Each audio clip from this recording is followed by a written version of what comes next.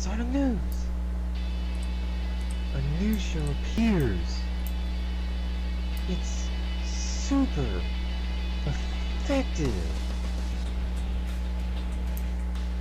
I am SSF by... Hold my finger, please. Please? No? Screw you. I was polite. Ugh. Live from the magnificent state of Virginia, here's your host, the news dude of Sonic Paradox, Sonic Sega Fan, 1991.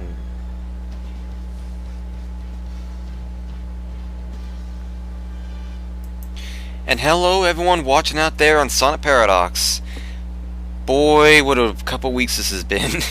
Quite possibly the busiest 2 weeks in the past, I don't know, whole year. Well, then again, E3 was pretty huge too, but I don't think it was as huge as this.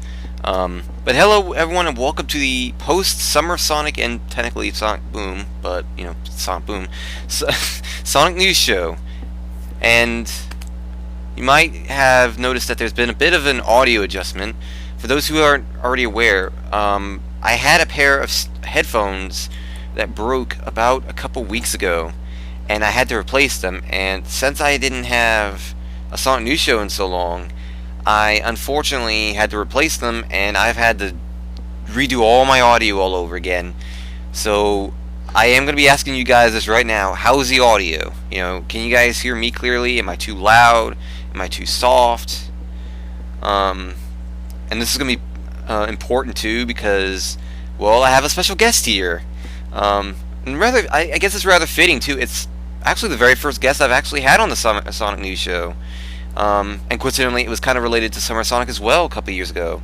And it's none other than the very man who helped introduce Metropolis Mayhem with Time 8th and Lil Mario at Summer Sonic. And he was also the very man that told you, hey, Volume 8's out. And it's none other than Boozerman. Hello there. Hi. So how about that Summer of Sonic, huh? Yep, that thingy that happened, yes. And the entire audience went wild for it, I'm sure. Oh yeah, they were very vocal. Like, one thing I really have been curious about has been, like, how was the crowd? Like, I imagine you guys saw their faces and stuff when you guys announced Volume 8, and there was the whole, you know, you guys faked them out with not showing Volume 8 and saying, hey, it's not ready, and it'll be ready till it's ready. And, you know, I'd imagine you guys actually did manage to see the faces of the crowd when that happened. Oh yeah, especially me, because I was announcing it straight to the crowd, and I managed to see their faces directly, and it was a look of ecstasy, you could say. Literally, like, the whole crowd was just, you just saw their faces just light up. Yeah, but like arms thrown in the air, people cheering, clapping, people going yes, and yeah, just being very enthusiastic about it all. Oh wow! I'd imagine you also got to see the audience reaction right as the Sega shorts got teased. Not initially, because like we were like getting the microphone sorted out to talk about it, so we didn't really get a chance to see the faces until we got onto the stage. What did you see in terms of the reactions on stage? Like once you guys actually stepped outside and onto the stage, did you guys actually see how the reactions were at that point? Not initially, but we could hear them, and it was initially a slow reaction of sorts. You know, like it took a minute for it to sink in what this message meant. And when we did realize what it meant, they were just like, ooh, yes. Yeah, from what I heard from Jamie, because at the same time you guys were on stage and stuff like that, I was getting, every now and then I was getting messages from Forever Sonic on updates about what's going on with Summer Sonic. So he told me that Metro Mayhem was, you know, just about to show, and then he told me when Volume 8 was about to be teased. He basically gave me updates throughout the day on what's about to happen, and he also I also got news from Jamie Eggman of the Sonic Show, considering he was doing the live feed and all, and he told me like he heard like the entire like a lot of the crowd he just heard a lot of gasps when the Sega Shorts announcement came up. So it seems to me like the Sega Shorts announcement definitely shocked the entire venue, just as we hoped it did. Yeah, because they didn't see it coming at all, and it just came up on screen like that. We just sort of like, ooh, what's this? Ooh, that's what it means, and yeah, hence the reaction. Oh yeah, and I know that when you guys came up on stage and talked about the Sega Shorts for a little bit, I know everyone was absolutely amazed when they heard, now that they had a better idea what was going on. I'm sure they got excited all over again to know that, although the Sonic Shorts are ending, there's an entire new ball game starting up. Yeah, because we did mention before, like at last year's Summer of Sonic, when me and Flash Twister introduced Seaside Denied, we mentioned that the next volume was going to be the last one, and obviously people were disappointed about news, but obviously it's all been made better by the fact we're continuing the, say, spirit of the Sonic Shorts with the Sega Shorts. Yeah, I mean, it's amazing. It really is to see how well that that the crowd received Volume 8, and from what we've seen of the reactions of the crowd from the videos, they were very enthusiastic about how Volume 8 and Metropolis Mayhem turned out, and from what I've been hearing, they're pretty much saying that it was the highlight of Summer of Sonic. A lot of people are saying that Volume 8 and Metropolis Mayhem, especially Volume 8, were the highlights of Summer of Sonic. That was their favorite part. Yeah. But one thing I think a lot of Sonic Paradox is wondering, were you guys around when Seaside Denied began being sung by the crowd? Yeah, me and Harvey were there in the crowd. Yeah. I mean, I was like standing around and I heard him starting playing, Seaside Hill, and I was thinking, what if a crowd starts singing Seaside Denied? And then we started singing, I thought, Paradox is going to love this. Oh yeah, we were all just grinning from ear to ear when we heard that. I mean, there was like false, one viewer thought that Jun Sonoy was actually mouthing the lyrics to it himself, but as it turns out, it didn't seem that way. But as far as we know, we could not believe just the reactions we had, and it was quite a day. For the crowd watching right now, I should note mine and Bruiserman's days. We both had entirely different days. He was there. I was just sitting on my ass for 9 hours straight, just commentating. But he was actually there. He presented, Volume 8 to the crowd. He was there, part of the representatives of SP that are there, presenting Metropolis Mayhem, and giving the remarks about the Sega Shorts. Like, he was there.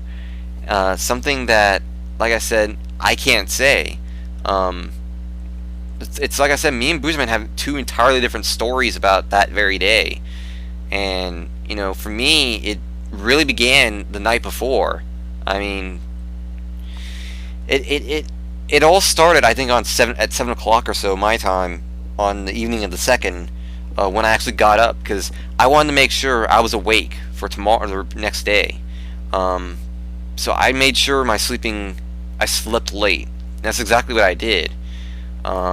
Slept late, woke up late, and basically just went through the night, just in occasional calls. I was in a call with the SP guys very briefly, like every now. I think I was in there once or twice, but for the most part, I was in a call with the one of the guys at Sonic Retro, Skylar King, and I was actually able to talk to some of the Retro staff there at the time, because they were doing a random stream at this point.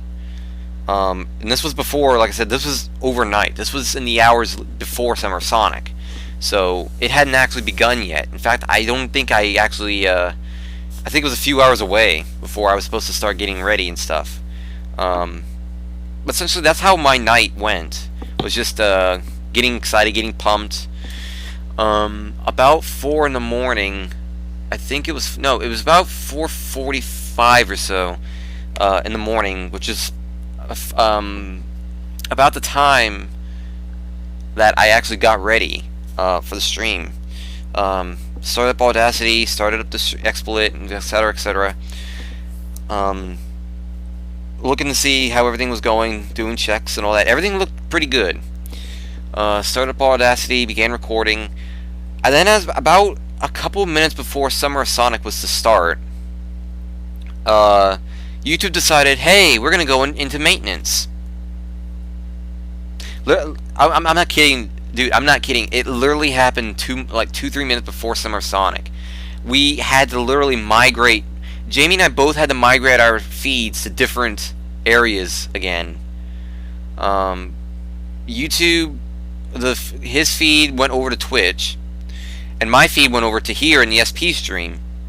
And unfortunately, that kind of screwed up our plans significantly, and we didn't really get settled and sorted out until about it took a few minutes, but it was a little bit irritating having set up so much and then suddenly having to change gears like we had to. But that's just how YouTube just turned against us right when we didn't need them to. And then that's when Summer of Sonic began. The doors took a bit to open. Did you guys were you guys actually talking to Phil when he actually showed the iPhone, his phone, and it had the SP logo on it and stuff? Yeah, that's when we all met up. Yeah. Was it you that told Phil, hey, why don't you use your phone to say that you're here, that I'm here? Was it you that suggested that? I think Phil kind of did the Sonic Paradox logo holding up to the thing, and Venom for the Boozerman is here message. That was my phone that I put up, but I basically sent to Phil. But I showed, sort of announced that I was there. Oh, okay. So that was your phone. It wasn't Phil's phone. No, that was like a sent message, which is why I said Phil at the top. Oh. That was genius, though. I never would have. None of us in SP were expecting that either, and I even took a screenshot of it and a couple of the screenshots of both, of the messages on the phone, and it's on the montage of random and funny moments on from the feed on the Sonic Show's live feed page, because I think you were tagged in it too. Yeah, I was tagged on Facebook. Yeah. Yeah. That was actually me that took those screenshots, because I was helping Jamie with sorting those screenshots out. So I figured, hey, I'll take those 2 pictures. I mean, why not? It was a random moment, and it's something that didn't happen again. So we weren't expecting that. Like, to see the Sonic Paradox logo and seeing that you were seeing the message that you were there, we weren't expecting that. And if I recall correctly, we were getting a good chuckle out of that. And we did actually hear, like, one thing that you guys didn't get to see, which might have really hurt the unveiling of Volume 8. Unfortunately, in the stream itself, we kind of had there was some issues. Like, at one point, Volume 8 was accidentally played very briefly. Like, you could see the first short being played, and you could see the words Volume 8 Premiere at the bottom, at the ticker. So, the chat kind of started getting suspicious. As if the billboard in Metropolis Mayhem wasn't bad enough. Really, for whatever I call for the billboard, no one really noticed. Like, it was a very small crowd, but I think that small crowd really began to get suspicious when they saw that. They saw seeing this SP logo show up twice was also a awkward moment. But it seems that they eventually forgot about it. There's no doubt in my mind, though, that might have actually hurt a little bit of the surprise. I don't think it permanently hurt it, like it absolutely demolished it, but I think it kind of dented it a little. And that's something you guys didn't actually see in the live feed, because the live feed, like I said, is completely different than the convention itself. They're 2 different experiences. You see 2 different things. like say the live feed, we didn't see Frogman's animation in the live feed because of audio issues. I heard that. Yeah. Yeah. But like when you say about the volume 8, the live crowd were not expecting it at all. Their reaction was just genuine surprise and excitement. So, that was the main thing. Like the live crowd had no idea, and that's what we were looking for, really, just a big reaction. Yeah.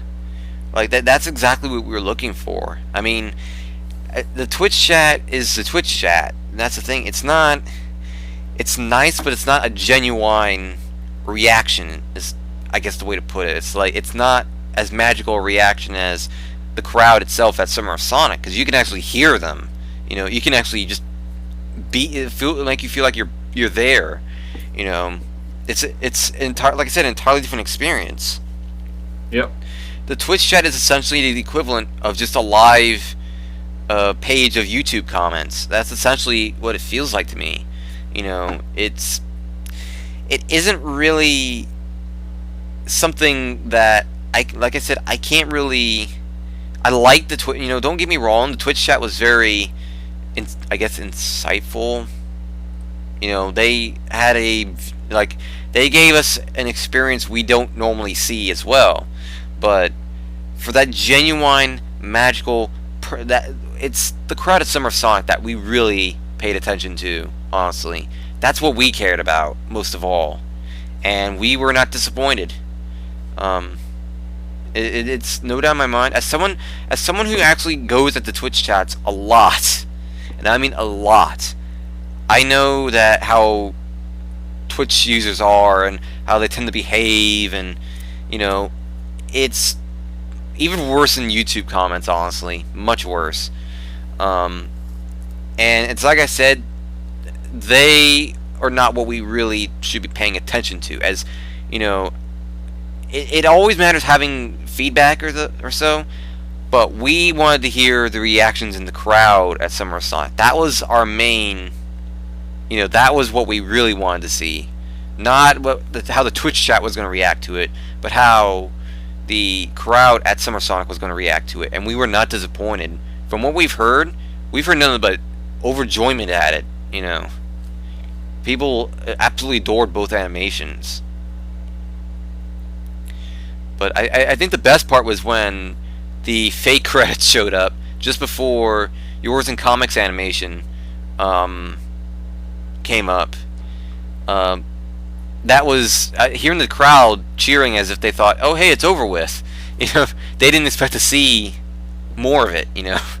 No. That was a nice little thing I saw in the reaction videos, and that was something. But I should note to the folks that are watching, we did animate that part with the Chow, sniffing the flowers. We actually animated the part that was replaced by that Chow. It has been animated. It's already technically done. It's just when the final version goes up on YouTube, you guys will actually see that part. We had to censor it for Summer of Sonic, but you guys because it was too violent. Yeah. Unfortunately, that had to be the case. Originally, we weren't even going to show the animation at all. Like that, it wasn't going to be included at first. But I managed to convince Wax to put it in. But we had a little back and forth discussion about what we were going to do about it, and we eventually settled on the. Wax eventually came up with a flower field thing, and everyone agreed with it. So we just ran with that. Yeah, that's essentially how it came to be. Apparently, so. That whole idea was actually yours. What, the censoring thing? Yeah, for the Chow and the flowers. That was Wax's idea. Oh, okay. Because we were both suggesting things beforehand before we basically asked you guys about it, and we just couldn't really think of anything suitable. Like, Wax had an idea, I didn't like it. I had an idea, Wax didn't like it. We were just going back and forth until eventually Wax came up with the flower field thing. Yeah. It was really... I was not expecting that, I know that. But I won't lie, that was really the only reason why that animation was being held back from being included, was because of that beat 'em up moment. Yeah. because of the fight itself. And as soon as we replaced that, it got in. It was fine. I actually did show. I should note I actually did show T-Bird what the uncensored one was, and he could see why it was, censored. Unfortunately, as I said, you guys didn't see the whole volume at Summer of Sonic. As much as we would have wanted to show the whole thing at Summer of Sonic, we couldn't, because there were some shorts that also couldn't really get in and had to be censored or whatever because of Summer of Sonic itself. And there were a few shorts that were showed at previous Summer of Sonic, so they're going to be included as well. Yeah. One thing that people, I don't think, you guys in the crowd quite realize, this thing was 2 years in the making, 2.5 years, There are some shorts that were approved, as early as that time, 2.5 years ago.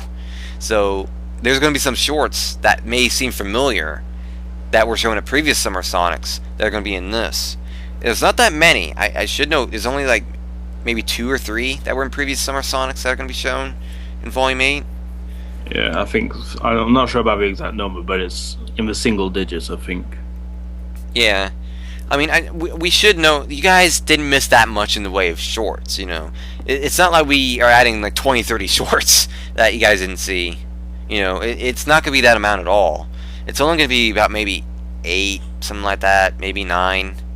It's not really that much, but all total, there's going to be about 30 shorts in Volume 8. I mean, it's going to be a big volume, but it's like I said, this is the last volume. You may as well expect us to go out in the bang, and that's exactly what we did. It's God in style with it. Yeah. No, look, Frogman's here. And Tails Channel. Hey, Frogman. Yeah, we guys also met me and Harvey met Frogman during the convention as well. Yeah. As you know, we got him to do a little sketch for us, for me and Harvey each. Yeah, that from when I saw on Facebook, that was amazing. Like, I couldn't get over those two images. And I know this was, I believe, Frogman's first year actually at Summer Sonic. Like, this wasn't here. He's been at Summer Sonic before, in the sense his animations have been there. Yeah, because I saw him last year, but I didn't know if it was him or not. He was wearing a red beret and glasses, and obviously afterwards it was just like, oh, that was him. So I made sure to say hi this year.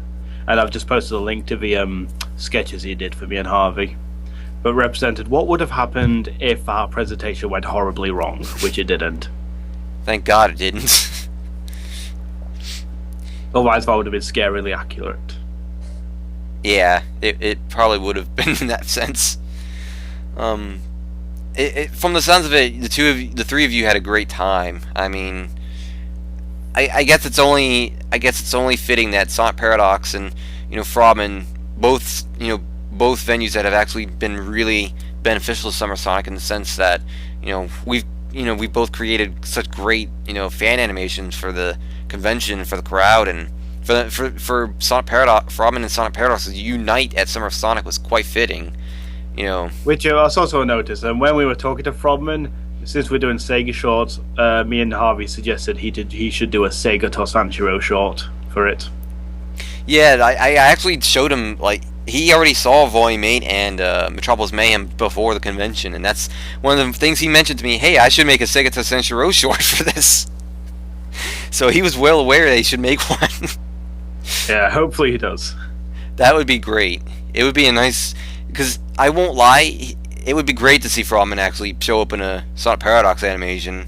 I mean, considering how closely allied he is with us, it would be it'd be fantastic, Yeah. I mean, if there's one thing, out of everyone on Sonic Paradox we've known, we're good friends with, and we tend to hang out with a lot, and have a grand old time with.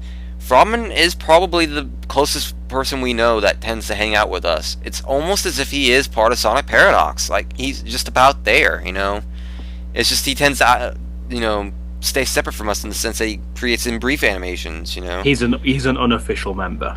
Yeah, say. he's an unofficial member, so to speak. Kind of like, I guess the staff at Summer Sonic could be kind of considered unofficial members as well, considering how much they've talked to us and spoken to us, and how much it's really. I honestly know that if there's anyone who is just about like the closest you can get to literally being a part of Sonic Paradox, it's Frogman. There's no question in my mind, and it's as I said, we're good friends with him. Like, if you guys say that we have some kind of rivalry with him, we don't. We really don't. Who said that? No one. Like, I'm talking about the fans as a whole, like the fan base. I don't want them to get any impressions that because we both show up at Summer of Sonic. We have for some reason this little rivalry going on. We don't have any rivalry at all. Like, we both promote each other heavily. Like, I've had Frogman on my show, last year, coincidentally, after Summer Sonic. I've promoted his work quite a lot. I even played Sonic Unleashed in brief for the crowd, in the live feeds, so that way they actually did get to see his animation. Because, as I said, unfortunately, Frogman's animation was not shown in the live feed because of audio troubles. One thing I should note about the audio feed was that this year they were not going with an audio feed. Like, they were giving us a direct audio feed from the convention. It's not like they've been doing previously. So the video would actually be synced up with audio from the convention. However, the audio was acting up. Like, for example, Metropolis Mayhem was getting out of sync. Essentially, that's what came down. And I guess the audio started bugging out for Frogman's animation, so it couldn't actually be shown at Summer of Sonic this year. But I figured, you know what, since we didn't get to see it this year, and technically I've already seen it, like, I should note, I already had seen Sonic Unleashed in brief, so it's like, it's no big deal to me, but I know everyone else, was quite disappointed to not see it in the live feed, so I figured, you know what, I'm going to go ahead and show his animation for you guys, since, you guys need to see, it would really nice to see it, I know they were all looking forward to it, and unfortunately, because of the audio troubles, they weren't able to see it. But what happened was after Summer of Sonic ended, I actually did play Frogman's animation. One thing I should note, that was highly requested, and so was Volume 8. I cannot believe the amount of requests I got for me to replay Volume 8, and it hadn't even been 6 o'clock by that point yet. My encore presentation stream was still a few hours away. There was no... I was not expecting to be demanded to play Volume 8 so much that I actually had to play it in the live feed right then and there, but I figured, there you go, I really did want to play all the animations, I did play Metropolis Mayhem, I played Volume 8, I did play, as I said, Sonic Unleashed in brief. I played once, and that was immediately after the feed. I didn't really, I would have played it during the repeat stream, but I figured, you know what, it's already up on YouTube, and if anyone should replay it, it should be Frogman, because he's the one that made it. I don't want to take credit for something and replay something that isn't technically part of Sonic, Sonic Paradox itself, It's... I would much rather have had Frogman do it, and like I said, he already uploaded it to YouTube, so it's, no big deal. And needless to say, it looks to me like it was the right choice, considering everyone filtered over to YouTube to watch it, and it looks like it got quite a few views since then. Boy, it was a crazy day, though. Like, for me, for Booze, for Time 8th, for Lil Mario, and for Frogman. Like, we all had quite an eventful day. I know that beyond a shadow of a doubt that I will never forget my personal favorite moment was not just, the reactions to Volume 8 and the reactions to Metropolis Mayhem, but I think my number one most favorite moment was when I literally became a freaking internet meme in the stream.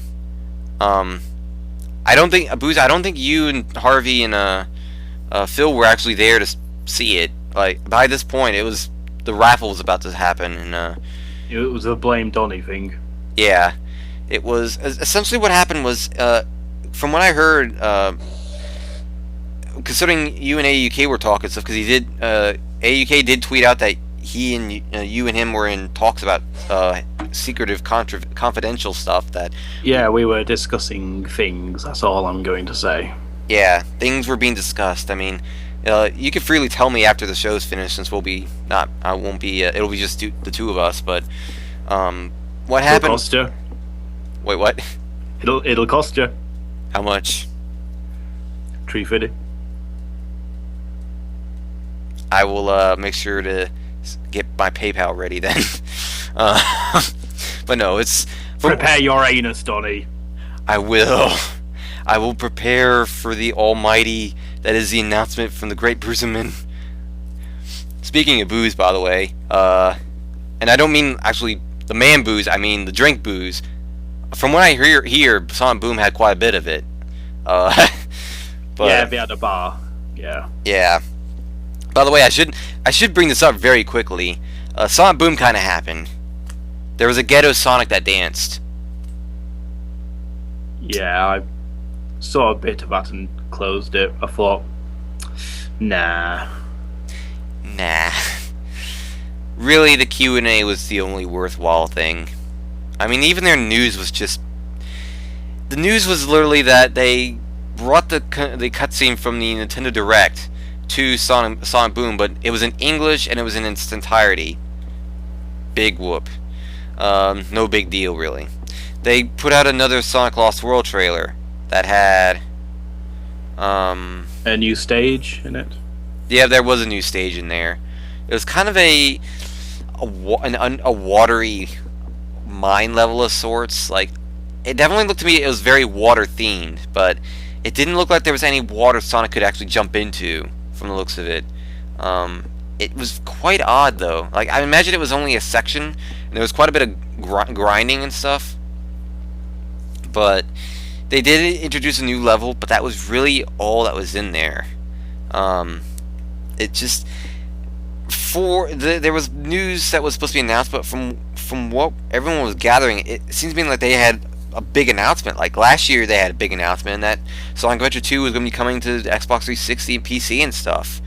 You know. And also last year they had that Wreck-It Ralph scene confirming Sonic's cameo. Yeah, I mean they had some pretty big announcements last year, so people were expecting, hey, we're going to have big announcements this year, right? Well, yeah, I think people were expecting some official confirmation of this rumored Sonic cartoon that's supposed to be in the works. Yeah, I mean, I wouldn't say it's rumored per se, but it was something that people have been really curious about. I mean, Volume 8 was, from what people were wondering, they were speculating that Sonic Boom information was what Volume 8 ended up being. Sonic Adventure 3. Haha, yeah, like that's gonna happen. In fact, as we all know, Sonic Adventure 3 has already happened.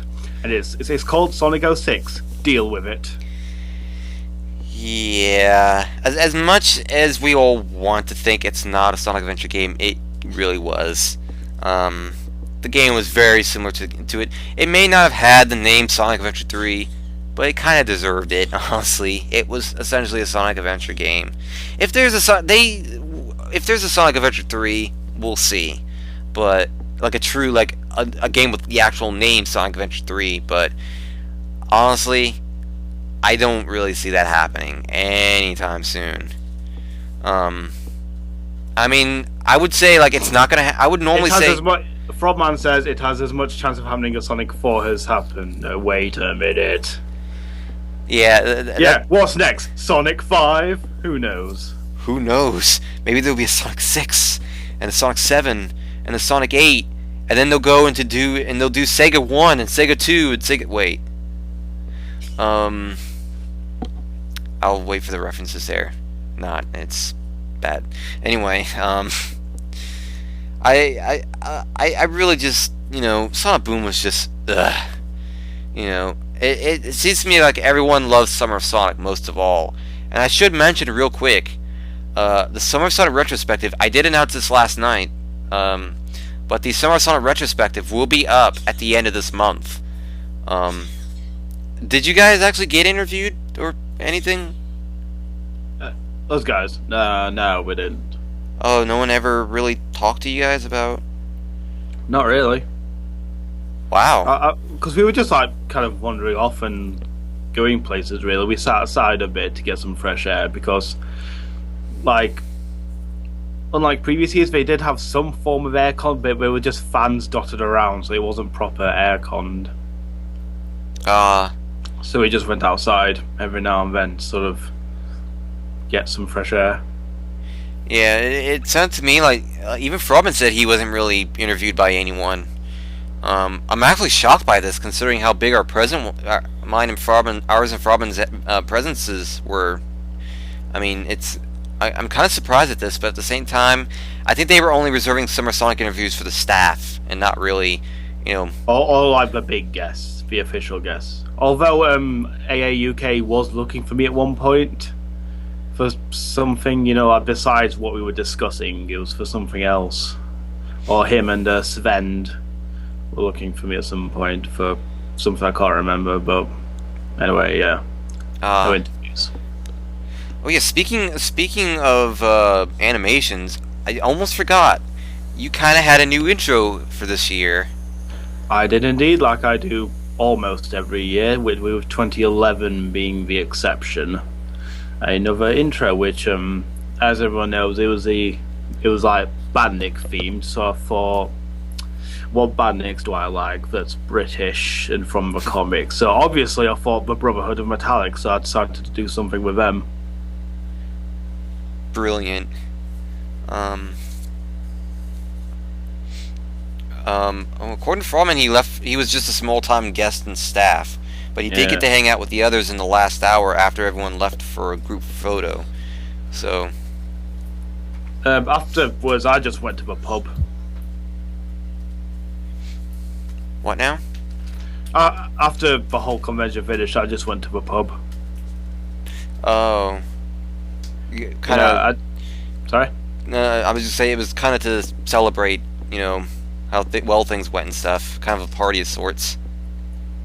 Yeah, I mean, I was like, because there were like some Sega and Sumo Digital people I knew there, so I hung out with them afterwards and just had a few drinks. Really, I couldn't stay out all night because of where I was staying, which was quite far, and because of train stopping, so I only had a few before I had to leave.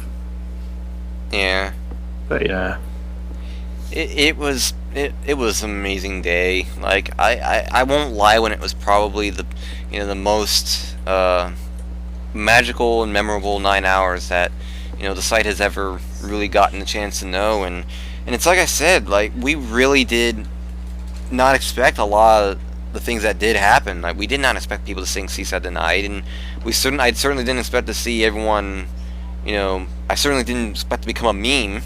And I certainly didn't expect, those little moments with the phones you guys had. I mean, none of us expected that stuff. It's those little surprises that really help, and it was an amazing day. I mean, it's the little things. Yeah. I'd imagine the three of you did do some, rehearsals and stuff before you guys actually did get up on stage and stuff. Oh yeah, we went over like what we were gonna say, like what people were gonna say, how I was gonna specifically mention Recorder Dude because I forgot to credit him last year and all that, and Harvey's little mess up on the team members. You remember that? Oh yeah, I remember Harvey. Because on stage he did. If you look, you did see him asking me if so and so did that team, and I misheard him, and he basically announced the wrong team for a certain animator. But oh well, it wasn't a big mistake. But I think you corrected that on Twitter. Yeah, we could see the Twitter feeds while we were there. Yeah, I did actually correct everything on Twitter, and I think I did kind of get a little nice thanks from Thomas after, a little bit later on, like probably within the hour after I had tweeted that, saying thank you for keeping up to date on stuff. Like that's pretty much the tweet. I pretty much sent that tweet out almost immediately after the presentation. Caddy was asking, I did an awesome job, but who listed off my username to me? What do you mean by that, Caddy? I think what she means, like, when you guys introduced her, you didn't actually say her username specifically. I think you just called her Kim. Oh yeah, Phil and Harvey mentioned real names for some reason.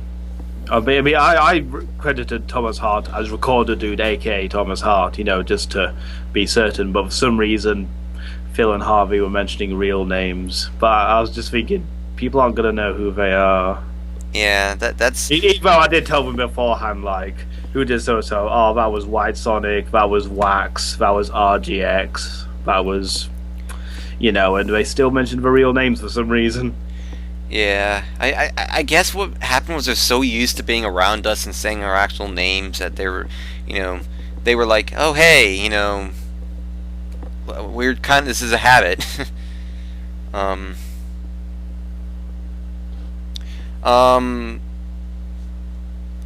Well, Mac, to be fair, I don't think it looked to me like they actually did get everything up to sync after, that little mess up with the off syncing, because they weren't using the audio from the convention itself at that point. But it did seem to me like they improved it quite a bit afterwards. It's just, yeah, what Froman said, they actually. The SummerSonic website did mention his real name along with Frogman. Yeah. It's quite coincidental, And one conversation I did have with Harvey, because he was really just adamant about this. Like it seemed like he really wanted to credit me for some reason. Like I didn't do anything for Metropolis Mayhem, I didn't really do anything for Volume 8. It's really not my business to be credited all that much, and I was adamant, like, I don't really need to be credited, but if you guys want to credit me, do what you want to do, like, whatever. Let me be surprised if need be. That's pretty much what he did, and after I saw that, I wasn't mentioned, it's like, whatever. No big deal. I wasn't expecting it anyway. So, I let it go past me, and the meme thing kind of surprised me anyway. So, but I should make note. The simple reason why I was not, if people were expecting me to get credited for anything, you were really just waiting for a hell of a freeze over or something. Because I didn't really deserve to be credited for anything. I had no involvement in Volume 8 or Metropolis Mayhem except to promote it, and that really was, it wasn't really working on it. It was just, saying, hey, we did this. Watch us. Watch what we do. I think the fact that everything's your fault is credit enough. Yeah. So you can live with that. I can live with the fact that I am to blame for everything. But no, in reality, it may not have seemed that way, guys, but a lot of what we were doing, a lot of SP's work was actually behind the scenes. I was, me and Wax especially were busting our asses off to make sure everything was going to go without a hitch. Like, I was pretty much the messenger boy, telling, I told Booze about, his intro. I got him and Jamie together to do the intro. Really, I don't know what would have happened if I wasn't there, I still kind of wonder if, how things would have gone if, I hadn't been helping out, I mean, because if it weren't, it was because of me that I talked to T-Bird and got you, the three of you, up on, on stage with the guest list and all that. By the way, how did you guys get in without a hitch? Like, yeah, just basically went to the guys, basically told them I was on guest list, and they had like a small section for Sonic Paradox. We were towards the bottom, but still, we were on, we had our own little section on the guest list. Oh, okay. So you guys were very much identifiable, and they let you in. Yeah, we just told them our real names, and they let us in. Thank goodness. I'm glad the names I gave them were accurate then. I think so. Yeah. Because I gave them your Facebook names, so. Which as far as I knew, were accurate. So, but yeah, guys. There you guys go. Like, it may not have seemed that way, but I was doing a lot of behind-the-scenes work. Wax was doing a lot of behind-the-scenes work, compiling Volume 8, getting the Summer Sonic version together, and updating me on what I needed to get, and I was telling Wax about what I was needing to know, and I kept getting status updates from him. I kept getting status updates from the Metropolis Mayhem team to give to the Summer Sonic guys so they know exactly what the progress was. And I should note, they heavily thanked me for all the work I was doing for them, like getting status updates and telling them what's this thing and that thing. They specifically told me everything they had a lot less work to deal with because of what I was helping out with. And I know, and Booze wanted to know some updates on how Metropolis Mayhem was doing, and I was sending a lot of messages in between so many different people, and I really am amazed at how I was able to handle all of that. But it's as I said, I think Wax deserves just as much credit as me, if not more, because like I said, he really was the one that got Volume 8 together. Like, it was because of him that Volume 8, the way how you guys saw Volume 8 was not just because of the animators who made the shorts individually, but also because of Wax, because he had to compile the whole thing together. And that wasn't easy to do. But unfortunately, there was a little bit of a blip with one of the static effects. We kind of forgot to include one of those, but no one noticed. So because on the live stream they played an earlier draft of the volume where like some of the shorts were mixed around a little bit and there was like some missing static, but the one they showed live to the audience at Summer of Sonic was the updated one which we intended to show. Yeah, and it also had the captions and stuff. Honestly, I do think in that case, that was my fault, because the version that I think was played was the version I had sent to Jamie so he could take a look at and just see how Volume 8 looked. I guess he picked that version as the version to play during the live feed because he thought that was the final one. Well, it could have been on the file names as well. If they were similar, he could have easily mixed them up. Yeah, it was an honest to God mistake, but as I said, no one really made notice of the little issues. So, I don't think we have the subtitled version. Do you have it? Cadu's curious about subtitled version for download. The subtitled version was only made for Summer Sonic, and that was made by the tech guy Ian, who is BMN. He was essentially the B-Man, who's essentially the one that was with Jamie working on stuff. He was in the live feed as a mod. He was doing various things. He was helping out with Simon and Jamie on stuff, like I said, and he was also the one that made the subtitles for Volume 8. Only he has it. I do have, however, the file containing all the subtitles that that Thomas did, because Thomas actually created the subtitles that B-Man used. But yeah, all the video to Visitor From, not everything had to be subtitled for some reason. All the videos had to be subtitled out. Like my intro was subtitled, the Metropolis Mayhem was subtitled, In Brief was subtitled, the Volume 8 was subtitled. So yeah. The reason why it was subtitled is because, from what I was told, it was actually because of something about the monitors. They had monitors all over the convention, and considering how the way some of them were placed, and I think it was another reason in particular, they wanted to make sure people actually knew what was being said. So they put that's why they had the subtitles. Well, so that way. And I also think, we had a second room as well. We had all the art tables, the signing desk, and the merchandise tables. I don't think that they had any audio in there, so I think the subtitles were for that room as well, who couldn't hear anything. Yeah. From has just confirmed that. Yeah. Yeah.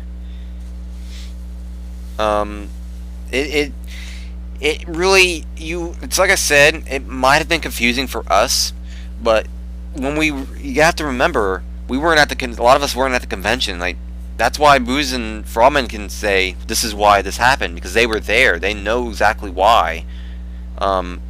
Whereas we had a different experience because we were watching it on a live stream. It's like I said, and I will bear repeating this: being at Summer Sonic and watching Summer Sonic are two different things.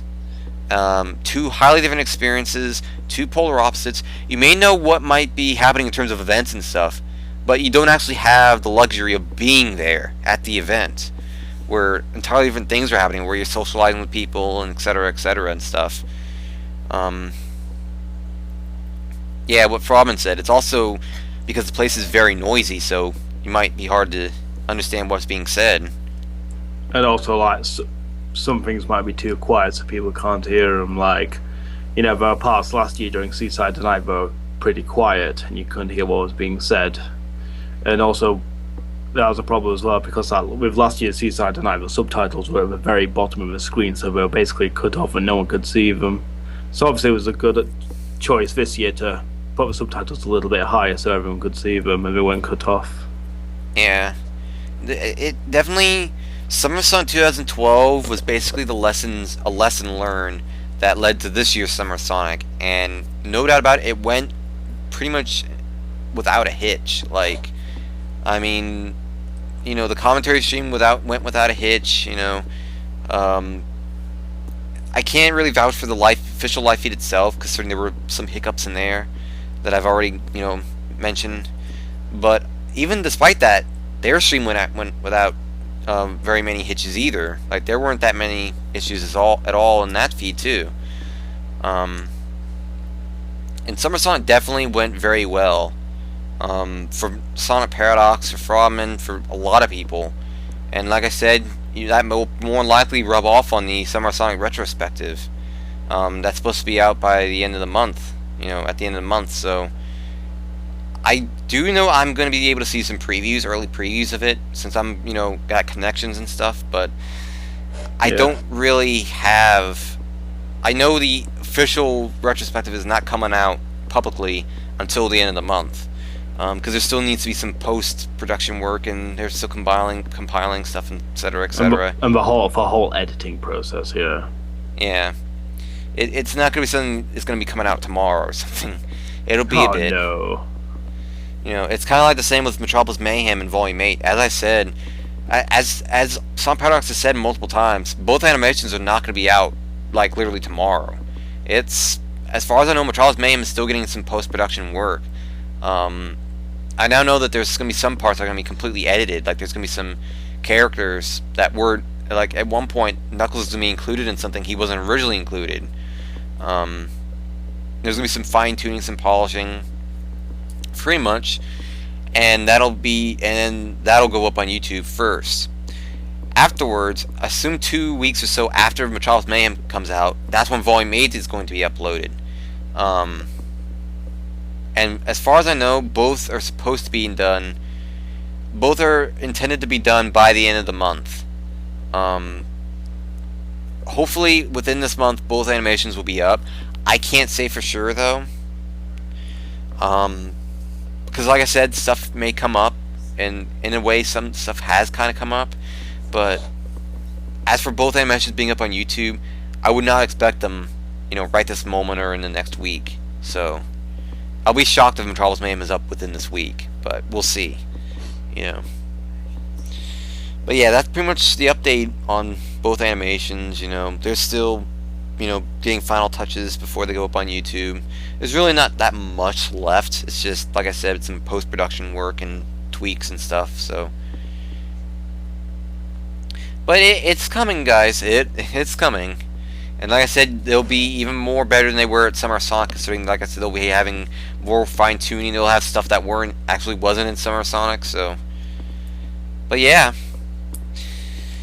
And with that in mind, I think we should be finishing up very shortly. There really is only one last thing to do, and if you guys have been following me on Twitter and Facebook and stuff, you guys are well aware of what this is.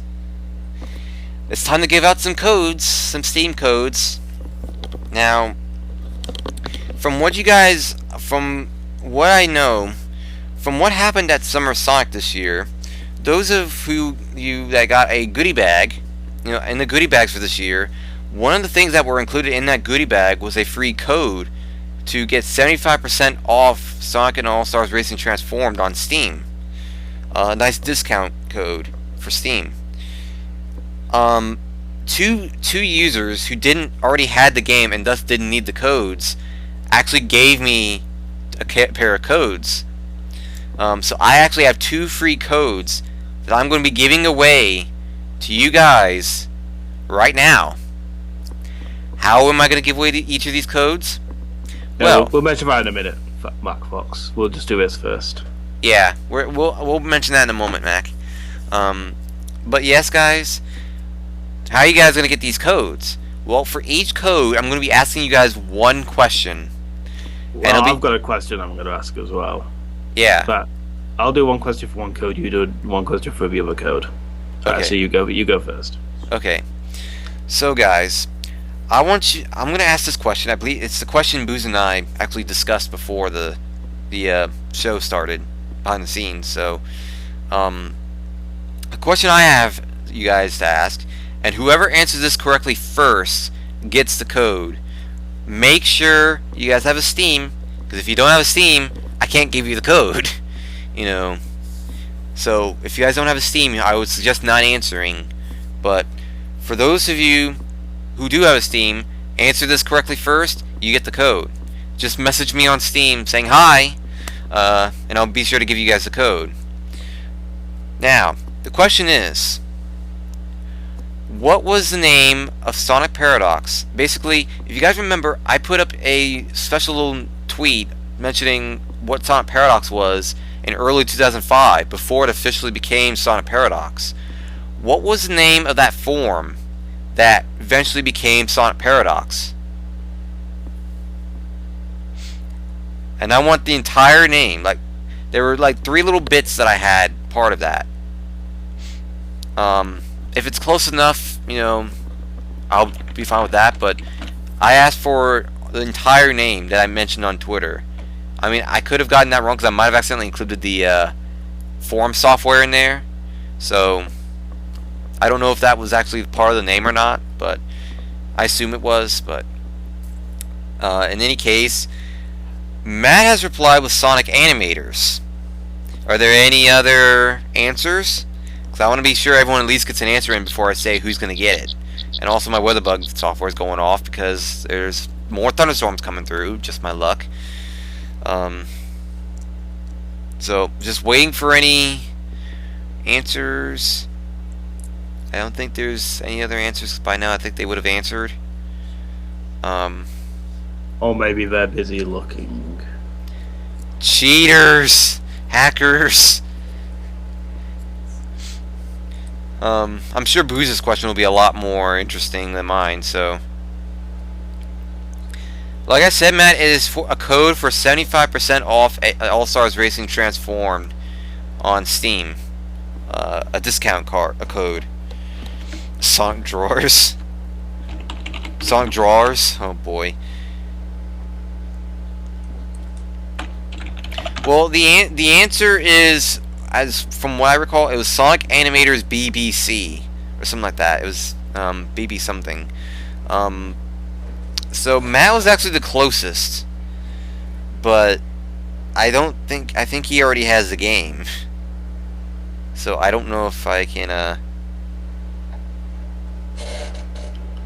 Well, it depends on if Matt. Do you already have the game? Yes, he does. Alright, so... What now? You may have to ask another question. Is there anyone here who does not own Transformed on Steam who wants this code? Yeah. Is there anyone who does not have the game that wants this code? Sonic Zone Cop.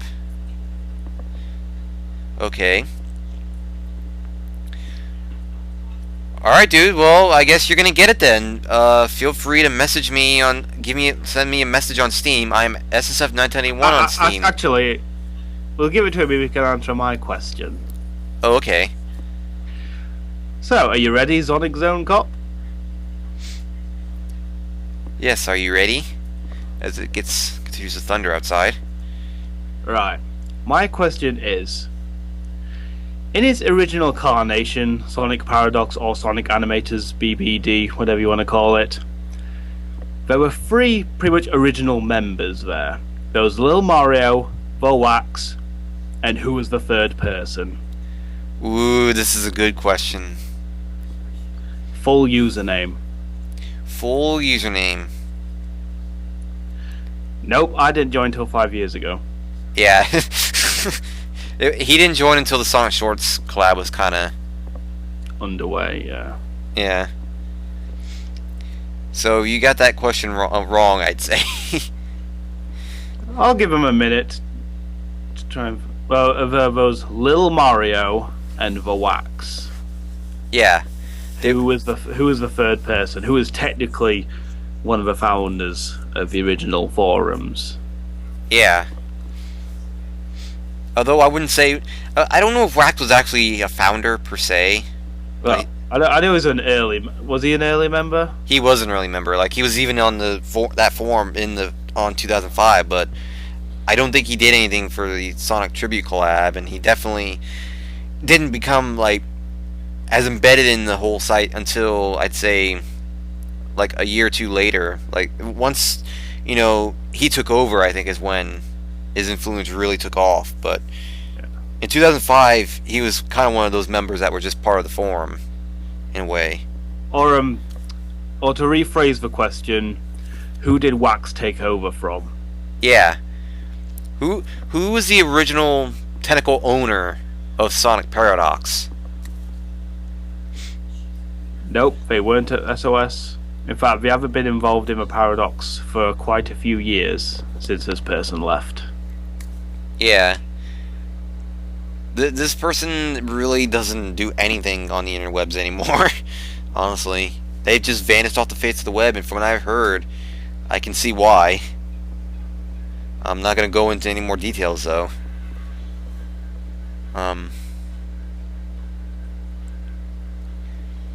Do you think they're gonna get it? Maybe not, but we'll let them have another go.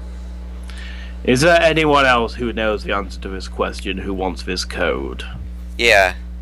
Like Bruce said, the question is who was the owner of Sonic Paradox before Wax took over? Wax took over from this person.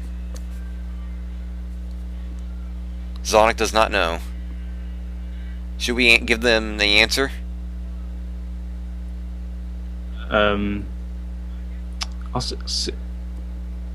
So there's other members who are watching this, but they're not answering.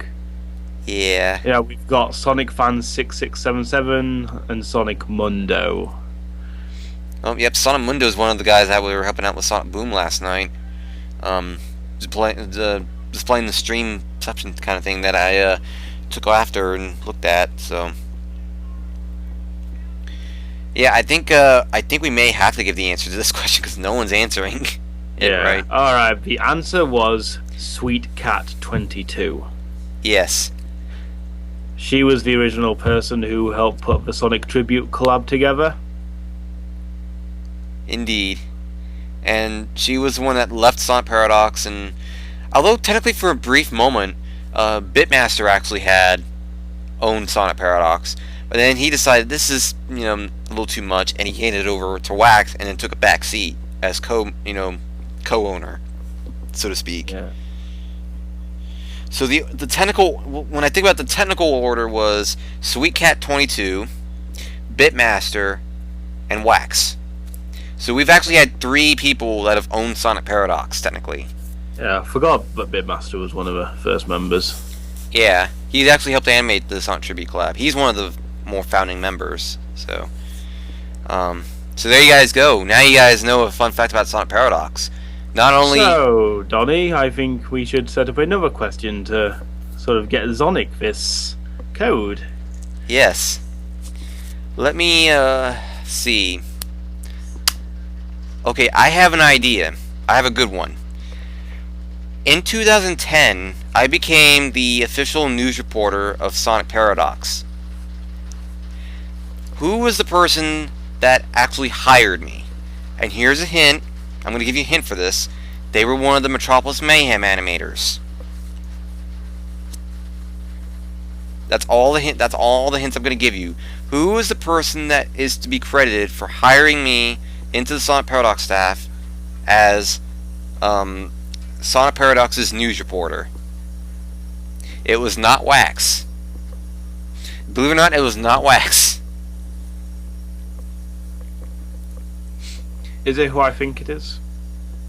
Um, Can you read my mind? I don't know. But I'll type it to you on Skype. Okay.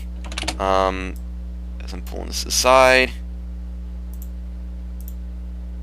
Yes, it is what you're thinking. Yep. Indeed, it was that person. They had a lot of stuff going on in their lives, and they were the ones that were originally running the Sonic News section.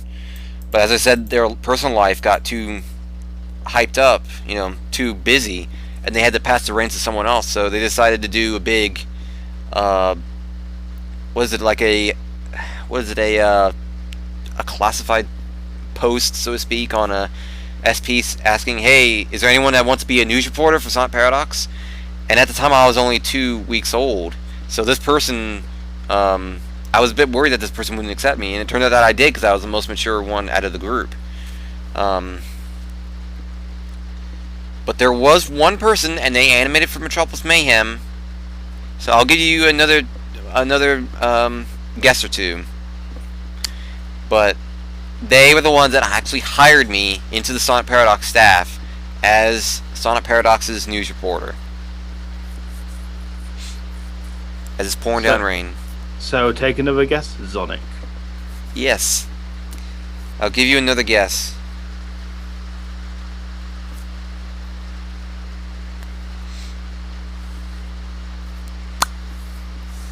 It's still hard to believe. When I just now realized it's actually been almost 3 years since this happened. Well, since you got given that role. Yeah. It'll be my 3-year anniversary in a couple months from now.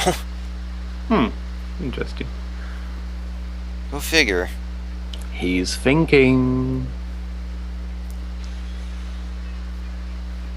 I cannot believe I've been a part of Sonic Paradox for 3 years now. That's, my God.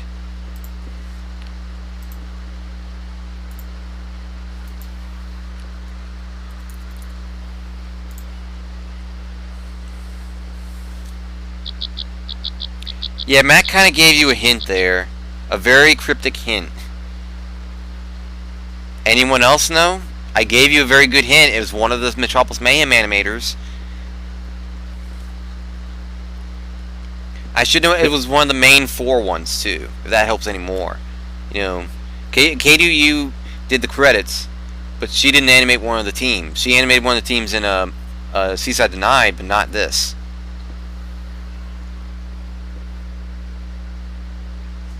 Shall we give him another hint? Yeah, I think we may have to give him another hint. This person did a very, very notable entry for Sonic Shits 1. And it actually involved a particular animal. Yes. And it actually got referenced in the credits for Volume 8. And Shits 2.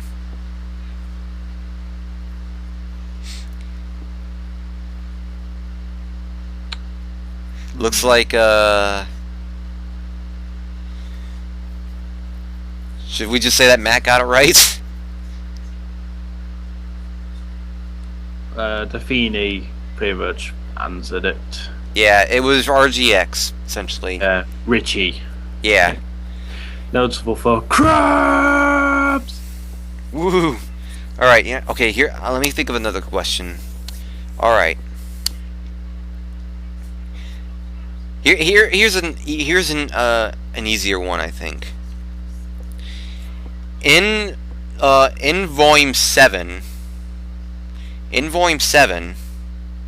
there was a unique thing about the Tails doll Easter egg that we'd usually put into every volume. By the way, guys, just a little spoiler alert: there's not gonna be a Tails doll Easter egg in this Volume 8. Just saying. That's not to say he doesn't show up. Yeah. But I will say this much: there was a Tails doll Easter egg in Volume 7. What was the hint that Wax gave to finding it that was unique in the sense that the others didn't have? There was something you needed to do that you were not able to do for Volume 7 to find that Easter egg that you could do in the other volumes. What was the hint that Wax gave for this volume, for that Easter egg that involved finding the Easter egg? What did you? The best way to think of it is, how did you usually find the Easter egg? What did you normally have to do to find the Easter egg in the other volumes that Volume 7 changed up?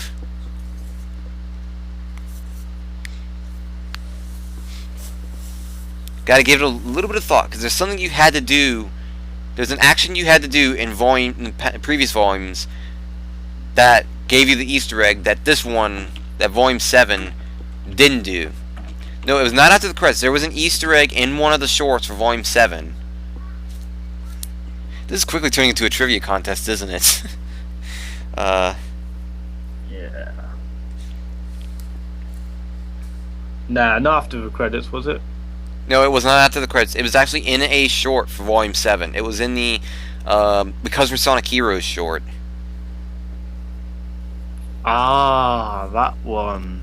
Yeah. Yeah, you're not gonna see it on the YouTube version.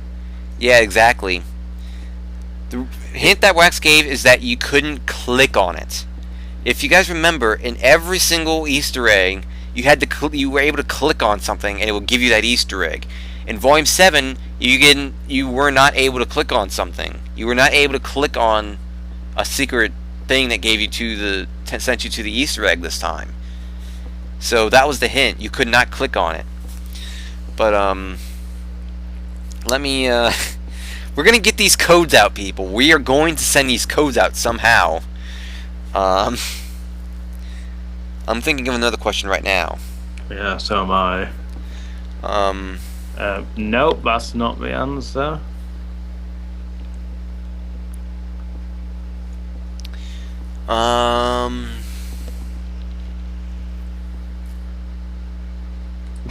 Give easier questions. Yeah, we should do that. Yeah. Because I think we are being a bit too obscure. Yeah, that's what happens when you know so much about the site that you can't. So let's see, something easier. I got it. Alright.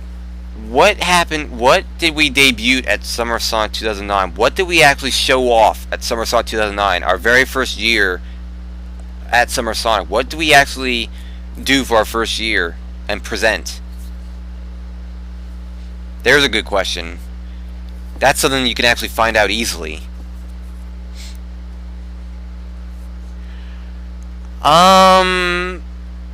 Shall we technically give him that? Yeah, I think we should give it. That's close enough. We were actually going to show the Knuckles shorts, but there was some thing that happened, and we ended up didn't get shown. But we did have the Sonic show volume 6 preview, was it? Yeah, there was some Sonic Shorts previews. That was actually what we had for volume Summer Sonic 2009. Was that you did your first intro at that time? Sonic Paradox did the Knuckles briefs and also had a preview of the upcoming Sonic Shorts. And Frogman showed off Sonic Adventure in brief, if I remember correctly, the first Sonic Adventure in brief. Yeah. So pretty much animations as a whole got their start at Summer Sonic 2009. By the way, I completely forgot to do the Sonic Paradox logo for the for the show. So yes, Sonic, you get the code. Yep. Send me a message on Steam. I'm SSF921 on Steam. You can't miss it. I got the news reporter Chow on there too.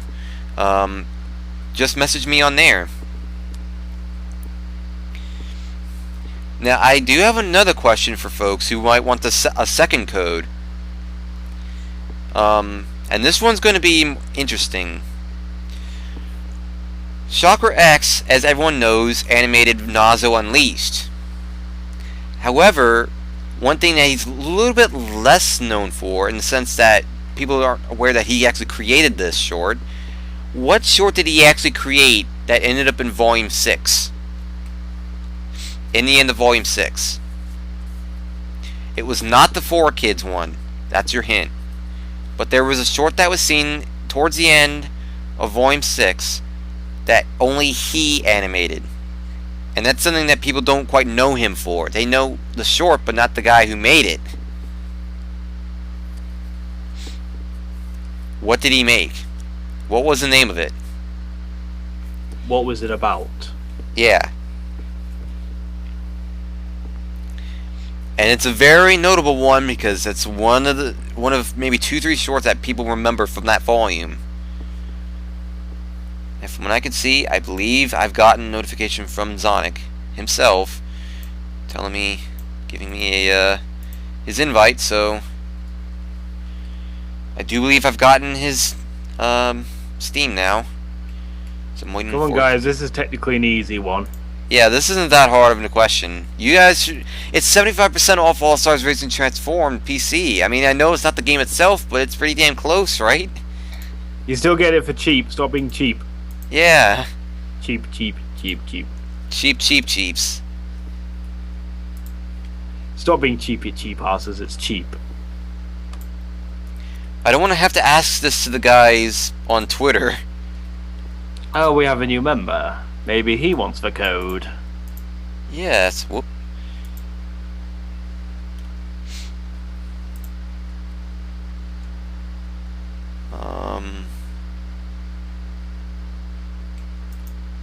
Is this the person? I'm guessing this is the person. Person? Sonic Zone Cop. There we go. Yep, it's him. I just had a very interesting message though, and that was weird. And he should now have the code.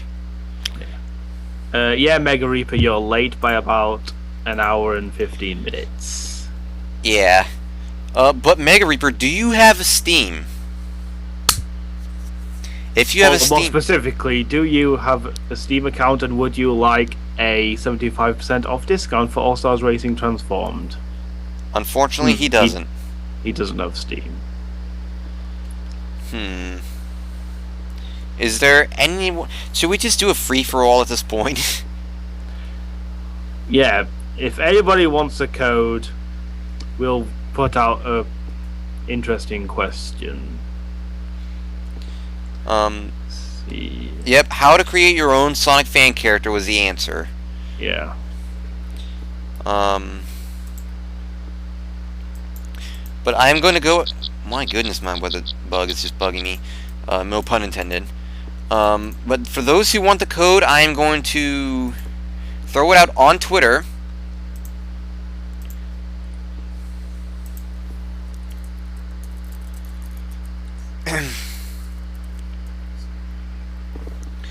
Alright, so I'm going to do this. Here we go.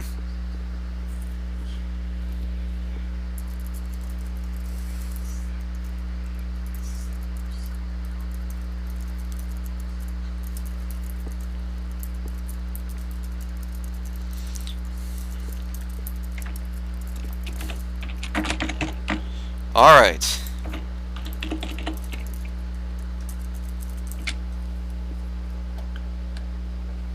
That's the obvious answer. Yep.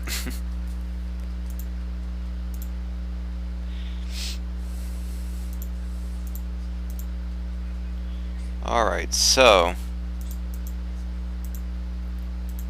Oh, no wonder why I got that request. I forgot to accept his friend request. No wonder why I got that message.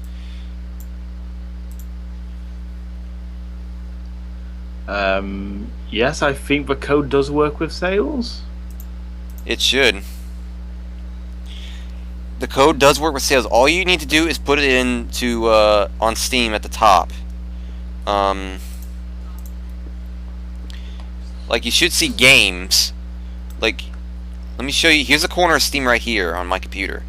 You go to games, activate a product on Steam. That's where you go to. If that's not it, because that's usually where I go to activate codes and stuff. Activate a product on Steam. As you can see, or other Steam product key. So I'd imagine that is indeed where you redeem it. So, as far as I know, it shouldn't expire. But I would probably try your best to... I would honestly put the code in now while you're at it. So that way, you know, just to make sure.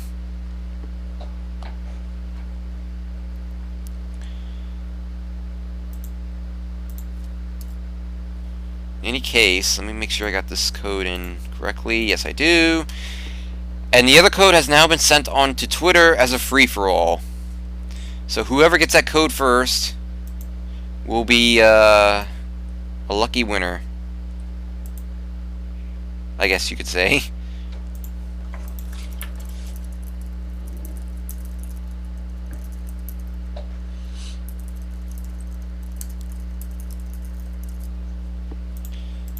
But yes, there you go.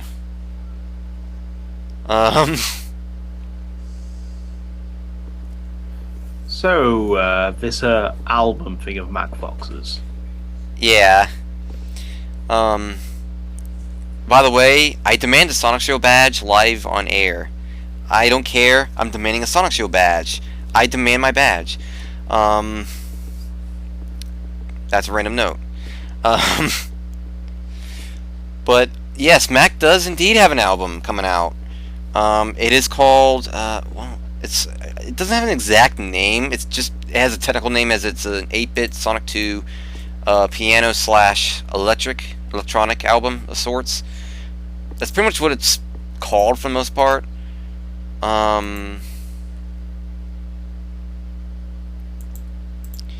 Seeing who, if I'm still watching Twitter at the same time, but yes,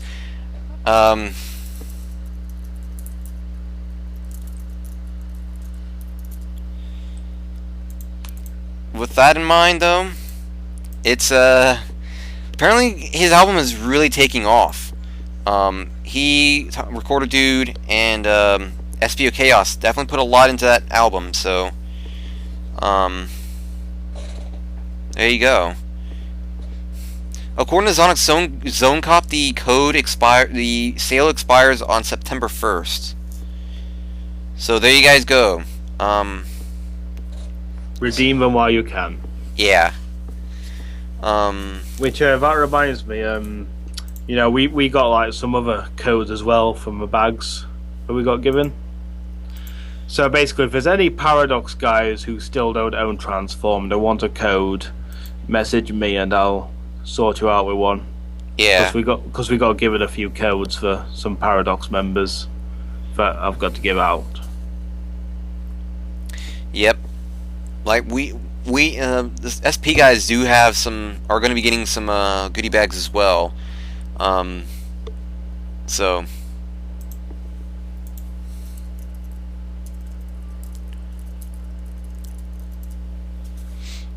it's like I said, like Boo said, message him, any Paradox members, if you guys want it. So, but yes, guys, make sure you go check out Max Recorder Dudes and SBO Chaos's new album.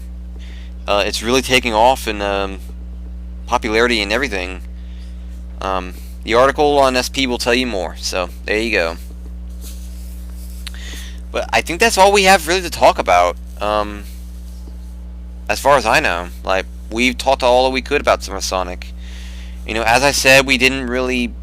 I kind of strayed from the typical 10-topic formula, because really this was all about just simply reminiscing about Summer Sonic and, you know, talking about how things went, and yeah.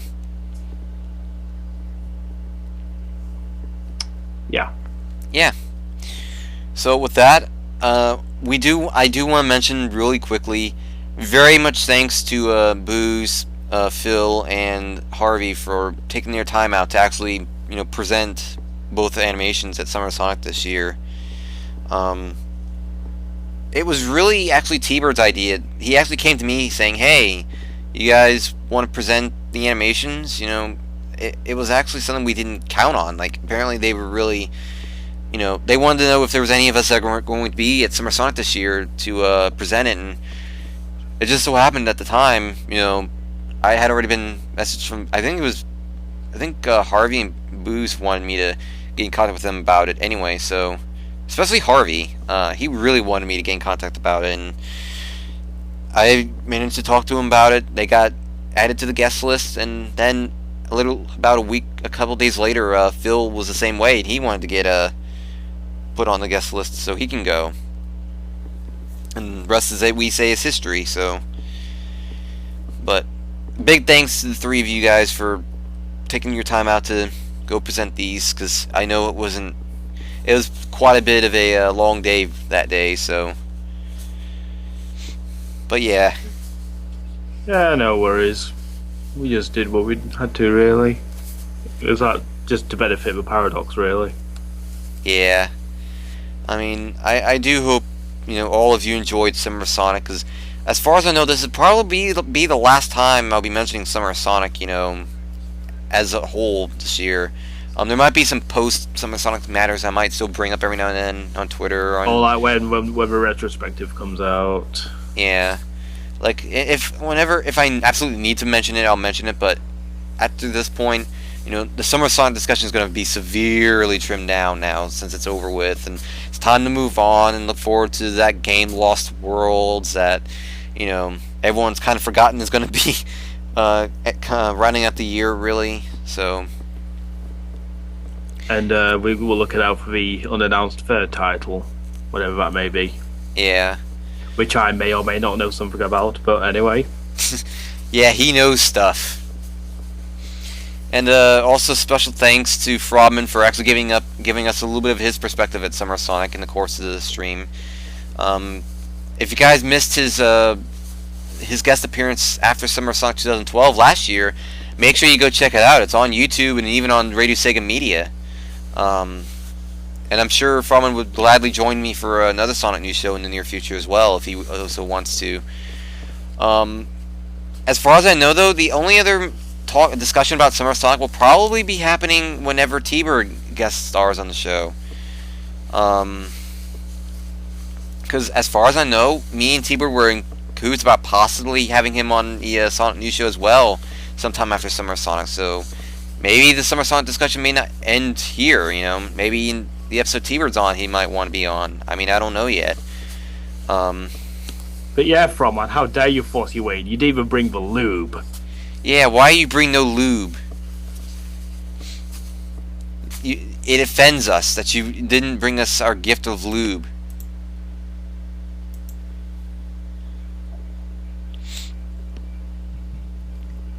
We got thunder, but we didn't get the lube. But yeah, in all seriousness though, thanks to everyone from, all the people at Sonic Paradox for all the hard work they put into doing these two animations, making sure they get shown at Summer Sonic. Special thanks to Frogman for, for all the work he put into Summer Sonic and for his nice little perspective at Summer Sonic 2013 this year. And I know he's looking forward to his next In Brief animation. Like I said, special thanks to the staff at Summer Sonic for all the hard work they put into getting the whole thing organized, and special thanks to T-Bird and Rory for all the discussion they had with me in the background about, telling me everything I really needed to know, that I needed to tell the SP guys, so they knew. But yeah, I hope all of you enjoyed this episode. Booze is going to bed. I'm going to do who knows what. But yeah, thanks guys for watching. Whether there'll be a Sonic News show next week, I don't know yet. But for now though, take care everyone, have a great night. And thank you for joining us. Indeed. You stay classy, San Diego. Indeed. Oh yeah. Night guys. Night night.